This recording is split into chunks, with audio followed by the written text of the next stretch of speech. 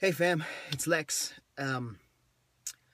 So this past couple days have been kind of intense for me personally, and I've had to make some really big choices and decisions, and step into the next chapter of my own life, whatever that will be, whatever that will look like. And I've been thinking a lot about right and wrong. There's a lot of pressure to be right, and I think that's silly. I think we gotta talk about that. I think we know intellectually that a lot of growth comes from being wrong, but nobody wants to be wrong. And I noticed this with some people in my life. There's this need to know, this need to be right, even if they're wrong, even if they know, I know, everybody else knows that they don't know what they're talking about. There's a need to pretend like they do know. And it's been really bothering me lately because I don't know if it's insecurity on my part or what it is, but it makes me question why I don't mind not knowing.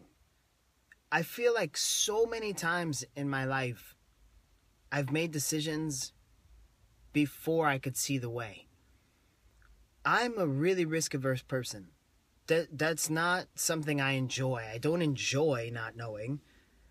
I just sometimes don't know what else to do. I don't know if that makes sense. I know this is kind of confusing, but I think it's important because a lot of times we feel this pressure to be right and to only do the right thing and to only do things that we know how to do, and that's ridiculous. I mean, things don't happen that way.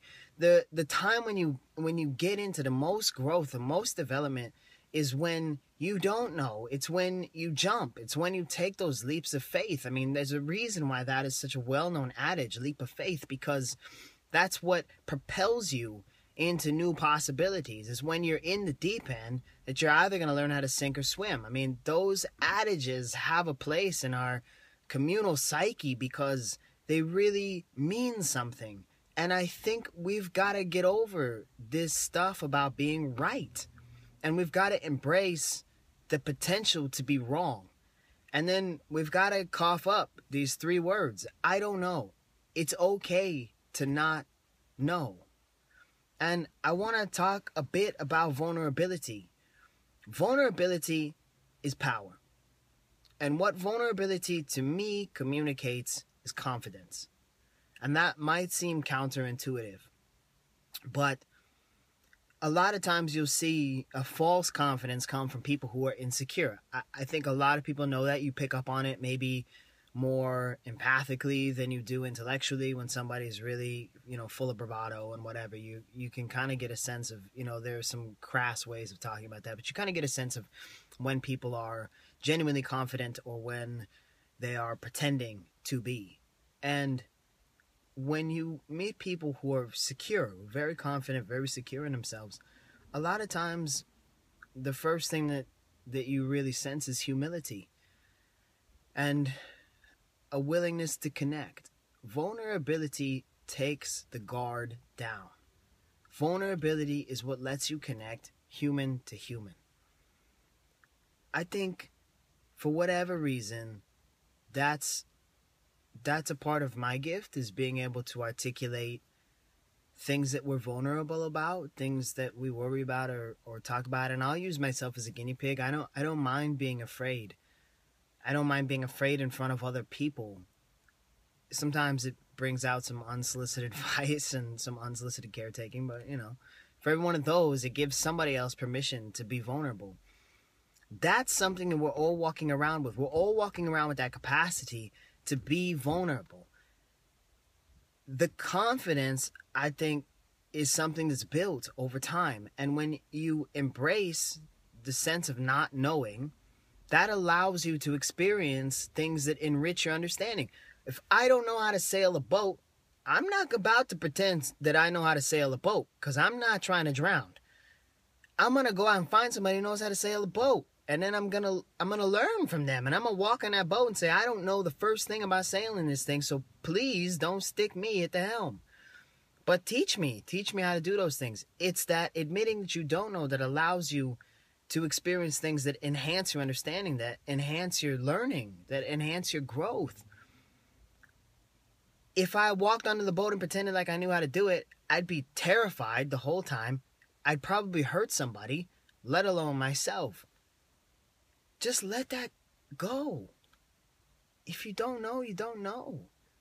And I really trust people who say they don't know, because I believe you. And I think it takes a lot of courage and a lot of confidence to say you don't know. I want to live in a vulnerable world. And what I mean by that is I want to live in a world with people who are confident and secure and content enough to be honest with each other, to connect to each other, heart to heart. That comes with vulnerability. I hope that me being open and sharing as much of my journey as I have, and continuing to do that, continuing to talk through the things that I'm afraid of, and the things that keep me up at night, that there's some sense of that we can figure out a way to open up. People are just people. We come from different walks of life, we have different journeys, but people are just people. And inside we have the same basic desires. We have the same basic sense of love and appreciation and need to be accepted and embraced and belong. And people are just people, man. And the more time we spend connecting honestly with each other, the better all of our lives will be.